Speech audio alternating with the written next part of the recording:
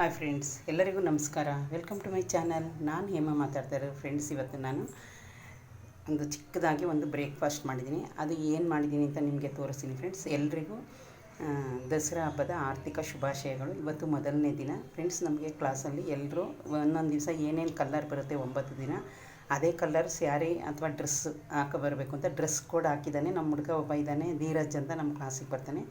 ಅವನು ಓದ್ತಾ ಇದ್ದಾನೆ, ಇನ್ನು ಡಿಗ್ರಿ. ಅವನು ನಮಗೆ ಗ್ರೂಪಲ್ಲಿ ಹಾಕಿದ್ದಾನೆ ಫ್ರೆಂಡ್ಸ್. ಮತ್ತು ನಾವಿರೋ ಏರಿಯಾದಲ್ಲಿ ಫ್ರೆಂಡ್ಸ್ 9 ದಿನವೂ ತುಂಬ ಚೆನ್ನಾಗಿ ಮಾಡ್ತಾರೆ. 9 ದೇವ್ರನ್ನ ಕೂರಿಸ್ತಾರೆ. ಮತ್ತು ಅಲ್ಲೇ ನಮಗೆ ಪ್ರಸಾದ, ಊಟ ಎಲ್ಲ ಇರುತ್ತೆ ಫ್ರೆಂಡ್ಸ್. 8:30 10 ಗಂಟೆ ತನಕ ಇರುತ್ತೆ.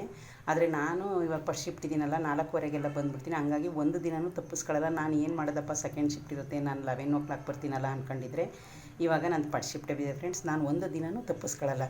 ಅಲ್ಲಿಗೆ ಹೋದರೆ ನಾನು ಡೈಲಿ ಒಂದೊಂದು ವೀಡಿಯೋ ಮಾಡಿ ಹಾಕ್ತೀನಿ ಫ್ರೆಂಡ್ಸ್. ನಾನು ಹಳೆ ಚಾನಲಲ್ಲಿ ಇದ್ದರೆ ವೀಡಿಯೋ ನೋಡಿದ್ರಲ್ಲ ಫ್ರೆಂಡ್ಸ್. ಇವತ್ತು ನಾನು ಬಂದು ಕಡಲೆಕಾಯಿ, ಪಪ್ಪಾಯಿ ಮತ್ತು ಸೌತೆಕಾಯಿ, ಇದು ಬಂದು ಹೆಸರು ಬೇಳೆಯನ್ನು ಇದ್ರ ಯಾವ ರೀತಿ ಸಿಂಪಲ್ಲಾಗಿ ನೀವು ಏನು ತರಕಾರಿ ಇಲ್ಲದಾಗ, ಬರೀ ಮನೇಲಿ ಹೆಸರು ಬೇಳೆ ಇದ್ದಾಗ ಯಾವ ರೀತಿ ಮಾಡ್ಬೋದು ಈಸಿಯಾಗಿ ಬರೀ 10 ನಿಮಿಷಕ್ಕೆ ಅನ್ನೋದನ್ನ ನಾನು ತೋರಿಸಿದ್ದೀನಿ ಫ್ರೆಂಡ್ಸ್. ಇದನ್ನು ನೀವು ಯೂಟ್ಯೂಬಲ್ಲಿ ಫುಲ್ ವೀಡಿಯೋ ಹಾಕಿದ್ದೀನಿ, ಹೋಗಿ ನೋಡ್ಕೊಳ್ಳಿ ಪ್ಲೀಸ್ ಫ್ರೆಂಡ್ಸ್. ನನ್ನ ವೀಡಿಯೋನ ದಯವಿಟ್ಟು ಫಸ್ಟ್ ಟೈಮ್ ಯಾರ್ಯಾರು ನೋಡಿದ್ರೆ ಹಂಗೆ ಮಾತ್ರ ನೋಡಬೇಡಿ ಫ್ರೆಂಡ್ಸ್.